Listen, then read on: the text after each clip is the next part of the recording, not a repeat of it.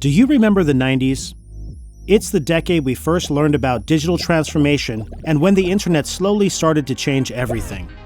Automation technology was still at an early age when WAGO set yet another world standard. Knowing that digitalization would also increase the complexity and diversity of future electronics and connection technology, WAGO came up with a groundbreaking idea, the I/O system, combining electronic components with terminal block-like casing.